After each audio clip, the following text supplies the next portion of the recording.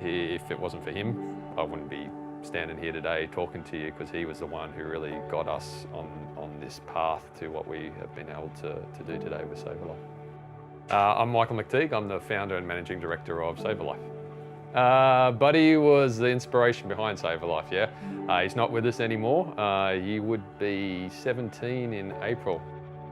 The joy that he brought to our lives, he was the very first dog that my wife and I had together when we were really young.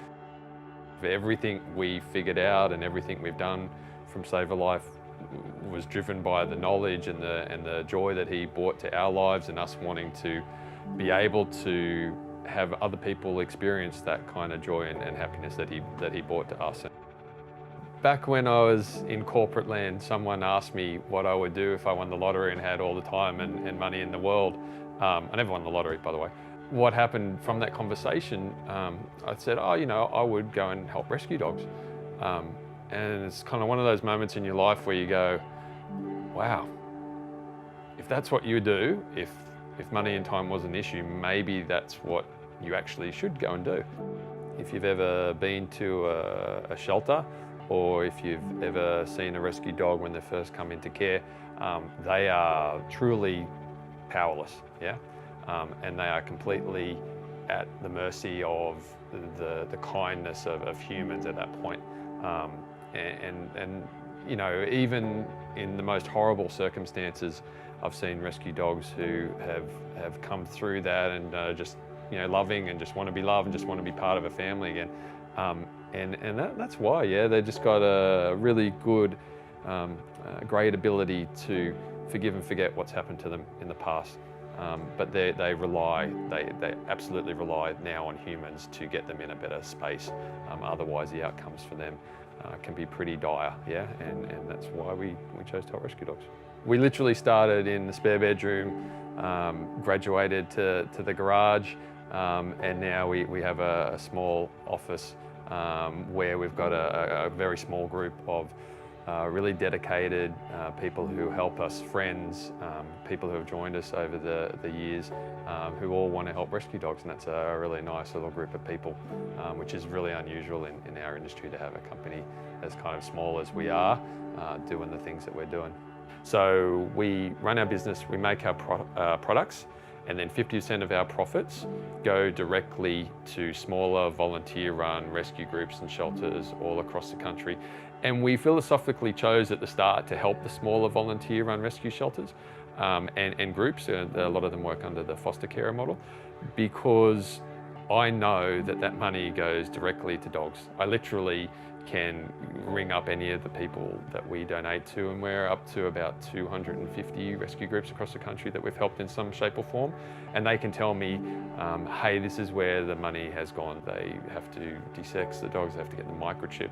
A lot of them can come into the rescue groups in fairly poor kind of health circumstances, and it costs a lot for them to do the vet work, and that is kind of the number one challenge, I guess, for rescue groups as a whole is the cost. A lot of these people are just awesome people. They've got, you know, 40 hours a week doing their day job, and then at night and on weekends they're going out and saving these dogs, and they don't have government funding. They're trying to fundraise it, you know, doing a sausage sizzle at Bunnings on a Saturday afternoon in their spare time, and then on Sundays they're going around saving dogs, you know, going to vets, getting the vet work done, and if we can help alleviate some of the financial stress that they have by donating our profits to them, then they can get another dog out of the pound.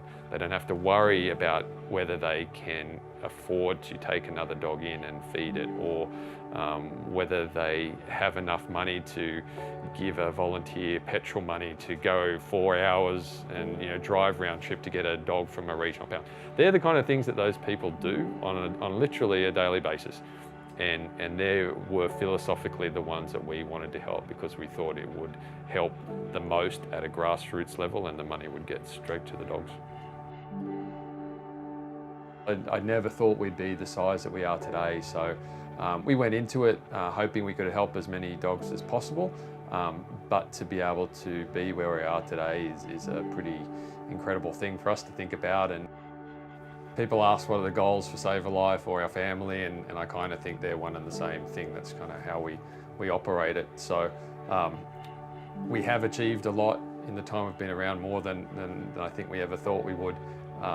But one thing about me is I'm particularly driven, so I'm not going to stop there. So we're not going to stop at $1 million. We're not going to stop at 250 rescue groups. We're not going to stop at 4,500 dogs. We want to take what we've been able to achieve and build on that. This company has given us a platform not just to help rescue dogs when they're in trouble, but actually to try and solve the issue of dogs getting abandoned in the first place. So the goals for us over the next couple of years is to continue to drive those donations to the rescue groups when they need it, but also to start addressing this problem of why dogs get abandoned in the first place, because we think if we can look at that problem, we can hopefully solve a lot of the dogs from getting into that situation in the first place, and that will just drive the amount of dogs that get abandoned and end up in pounds and shelters across Australia.